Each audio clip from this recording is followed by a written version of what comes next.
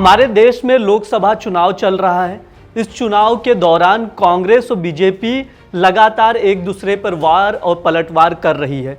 एक विषय जो सबसे खास है उस पर बहस चल रही है कि अगर सरकार यानी बीजेपी अगर 400 प्लस सीटें लाती है तो भारत का संविधान बदल देगी, आरक्षण खत्म कर देगी।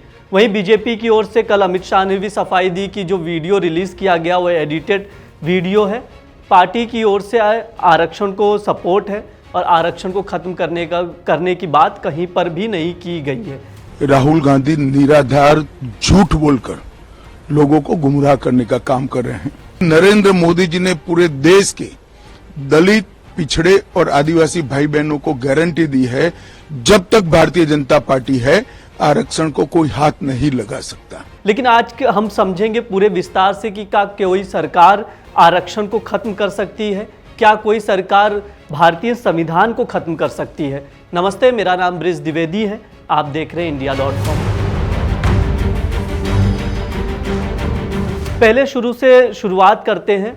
हमारे भारतीय संविधान में एक जो पार्ट है सबसे ऊपर है बेसिक स्ट्रक्चर है, ये डॉक्ट्रिन है बेसिक स्ट्रक्चर का। इस पर जाएंगे, इस पर विस्तार से हम आपको समझाएंगे। लेकिन उससे पहले क्या कोई संविधान बदल सकते हैं उस पर समझ लेते हैं। संविधान बदलने का मतलब अगर हम संविधान में देखें तो संशोधन होता है, अमेंडमेंट होता है। भारतीय संविधान के आर्टिकल 368 में अमेंडमेंट का जिक्र है और इसमें पूरा प्रोसेस बताया गया है कि किसी भी संविधान, जो भारतीय संविधान के किसी भी चीज़ में यानी अनुच्छेद में अगर संशोधन करना है तो क्या प्रोसेस फॉलो करना होगा। दो तरह के होते हैं, एक सिंपल मेजोरिटी होती है और एक स्पेशल मेजोरिटी।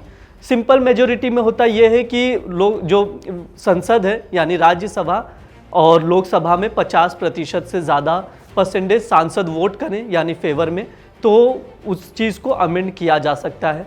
वहीं स्पेशल मेजोरिटी का केस ये है कि अगर आप संसद में यानी लोकसभा और राज्यसभा में आपको 2/3 बहुमत चाहिए होगा, इसके अलावा 50% विधानसभाओं में भी वो बिल पारित करना होगा। ये जो है ये पूरी प्रक्रिया है। तो ये जो है स्पेशल मेजोरिटी के लिए ये प्रोसेस फॉलो किया जाता है। उसके बाद जो थर्ड स्टेज आता है उसी में इसका जिक्र है doctrine of basic structure. Kesavananda Bharati एक केस था जिसमें 11 जजों की बेंच फैसला सुनाती है। उस जज ने जो 11 जजों की बेंच ने फैसला सुनाया था सुप्रीम कोर्ट की, उसमें साफ कहा था सुप्रीम कोर्ट ने, आप भारतीय संविधान में संशोधन कर सकते हैं लेकिन संविधान की जो मूलभूत ढांचा है, संवैधानिक ढांचा है, बेसिक स्ट्रक्चर है, उससे छेड़खानी नहीं कर सकते। आपको बता दूं जो मैंने अभी आपको प्रोसेस समझाया कॉन्स्टिट्यूशन अमेंडमेंट का, इसी के थ्रू 1976 में 42nd अमेंडमेंट किया गया जिसे मिनी कॉन्स्टिट्यूशन भी कहा जाता है।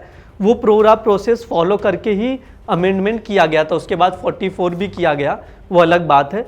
लेकिन आपको जो बेसिक स्ट्रक्चर में क्या क्या आता है वो भी मैं आपको बता दूं। जो फंडामेंटल राइट्स हैं हमारे, जो पार्ट 3 है कॉन्स्टिट्यूशन का, वो जुडिशियल रिव्यू सिस्टम जो है वो आता है। इस तरह से जो चीज़ें हैं वो आपको बेसिक स्ट्रक्चर के अंदर आती हैं। साफ तौर पर केशवानंद भारती में सुप्रीम कोर्ट ने अपने जजमेंट में कहा था कि आप बेसिक स्ट्रक्चर से छेड़खानी नहीं कर सकते। यानी अगर संविधान में संशोधन करना हो या आरक्षण को खत्म करना हो, ऐसी कोई भी सरकार अगर सोच रही है तो सबसे पहले उसे स्पेशल मेजोरिटी लानी होगी संसद में, यानी लोकसभा और राज्यसभा में 2/3 बहुमत लाना होगा। 50% विधानसभाओं में भी वो बिल पारित करना होगा। उसके बाद उसे सुप्रीम कोर्ट के टेस्ट से गुजरना होगा, यानी सुप्रीम कोर्ट उसको चेक करेगी कि ये जो संशोधन है कितना सही है, कहीं ये बेसिक स्ट्रक्चर को हार्म तो नहीं कर रहा है। उसके बाद ही आगे प्रोसेस हो पाएगा। तो ये काफ़ी डिफ़िकल्ट प्रोसेस है। जिस हिसाब से बयानबाजी की जा रही है, मुंह से कह देना कि संविधान बदल जाएगा, ख़त्म हो जाएगा, ये सब चीज़ें बेफिजूल की बातें हैं। इतना आसान नहीं है संविधान को संशोधन करना, संविधान में या आरक्षण को ख़त्म करना। इसी तरह के लीगल अपडेट्स के लिए जुड़े रहिए India.com के साथ। शुक्रिया।